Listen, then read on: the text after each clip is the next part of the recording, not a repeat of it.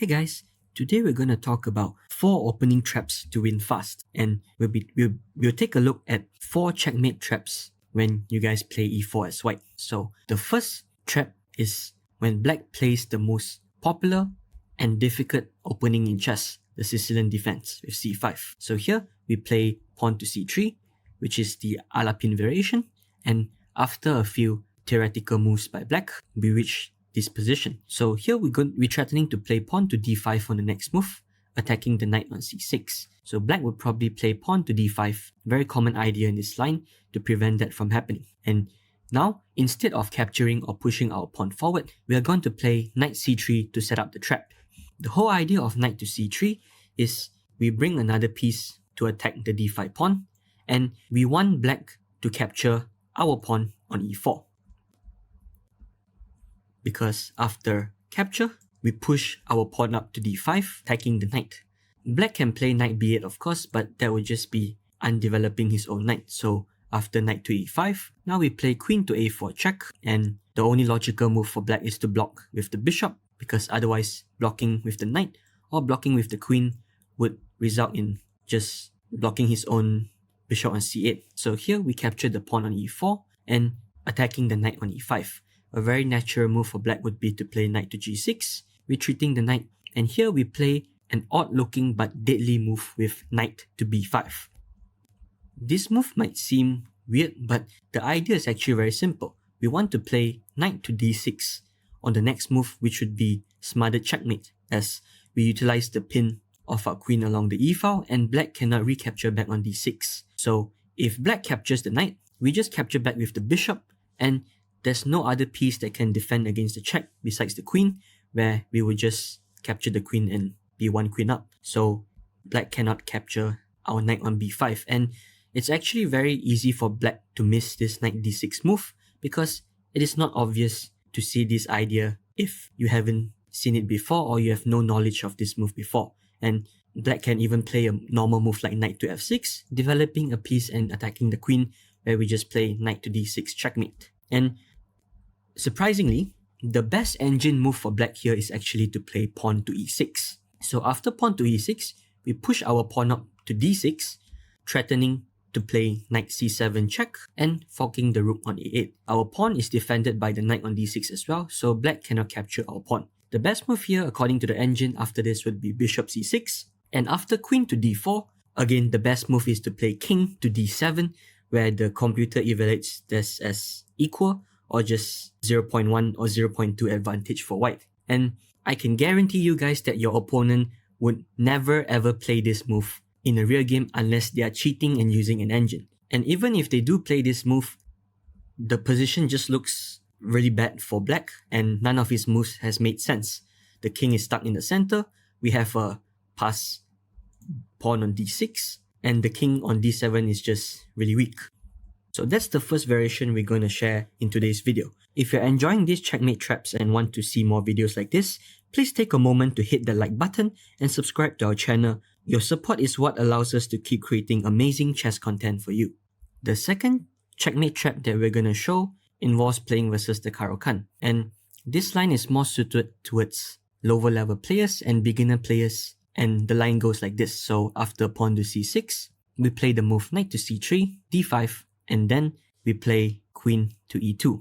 The whole idea of this move is after captures, now black would hesitate to play the move knight to f6, because after knight f6, we can capture the knight, and black cannot capture back with the e-pawn due to our queen e2 move. So black would have to capture back with the g-pawn, and most players would not like their pawn structure looking like this. So instead of playing knight to f6, a lot of players will play the move knight to d7, trying to support the knight on f6 on the next move. So for example, like knight f3, knight f6, and now after captures, black thinks he can capture back with the knight and there are no problems in his position. The only problem is after knight d7, it is just checkmate in one with knight to d6, again another smothered mate on the king. The e-pawn cannot capture due to the pin on the e-file. We could also execute this variation in the two knights variation in the Caro-Kann. So here, instead of queen e2, we can play the move knight to f3 first, which is the two knights attack, and After similar moves like these, capture, capture, Black again plays the move knight d7 first to support the knight move to f6, and after queen to e2, similar idea, threatening knight d6 on checkmate on the next move, and after knight f6, knight d6 is checkmate. Black can also try to play bishop f5 first because he thinks that maybe by playing knight to d7 first, the knight will block his own bishop on c8. So Black opts to play for bishop f5 first, and after queen to e2, same idea, knight d7 and knight to d6 is checkmate as well. Moving on, the third checkmate trap is against e4, e5, and here we will play the move bishop to c4, which is the bishop's opening. And after some normal theoretical moves, here the whole idea we want to delay the move knight to f3 is because now we get to play this very aggressive pawn move, pawn to f4, striking at the center.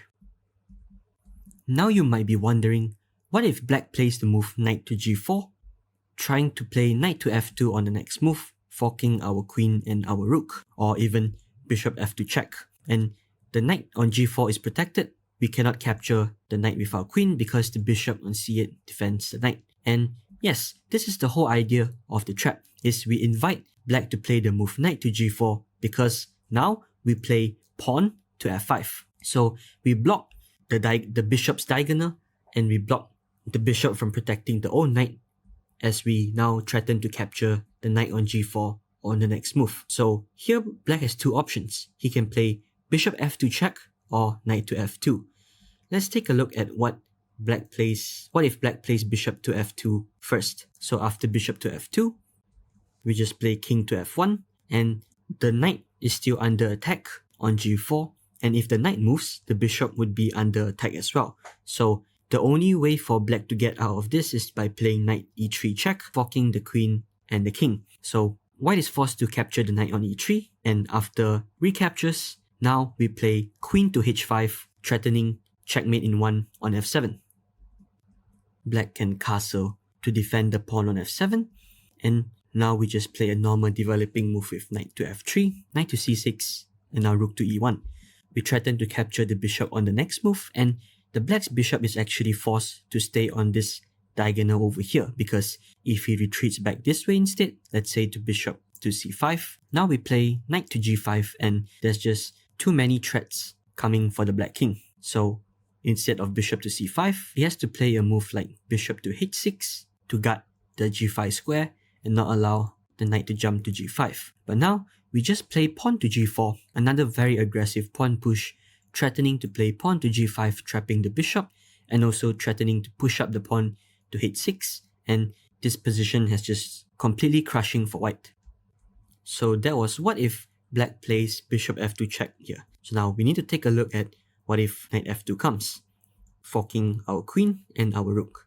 So same idea, we play queen to h5, threatening checkmate in 1, and after castle, we play bishop to g5, attacking the queen on d8. Black cannot push up his f-pawn to f6 to try and block this threat because our bishop pins the pawn on f7 to the king. So Black has to play a move like queen to d7 or queen to e8. Queen to d7 just blocks his own bishop on c8, so Black would probably play a move like queen to e8. Now here, we play knight to d5, threatening to capture the pawn on c7 and forking the queen and the rook ourselves. So Black would probably capture our rook and ignore the threat on c7 because he probably thinks that by capturing the rook, he's already one rook up, and our knight on g1 is under attack by the Black's bishop as well. But here comes the catch. We actually do not want to capture on c7. Instead, we play an even stronger move with knight to f6 check. The whole idea of knight to f6 check is Black is forced to take.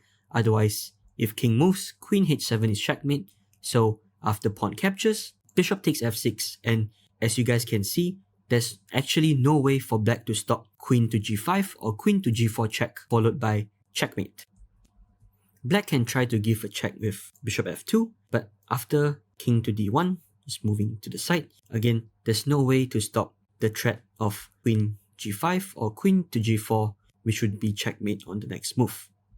Last but not least, we're going to discuss about the trap in the French defense. So here we play the main line, the main moves in the French, and knight c3, and this trap is against people who play bishop b4, which is the whenever variation. So here after e5, c5, just normal theory moves. Here, we're gonna start the trap with the move bishop to d2. The whole idea of bishop to d2 is we invite black to capture our pawn on d4, because after captures, we play the move knight to b5. So now the whole idea of bishop d2 becomes clear, because we want to trade the dark square bishops, because after trading dark square bishops, our knight will be able to jump to d6, creating a powerful outpost with strong attacking threats. So black would probably play a move like bishop to c5, retreating the bishop, doesn't want to trade away the dark square bishop and giving us the d6 square for free.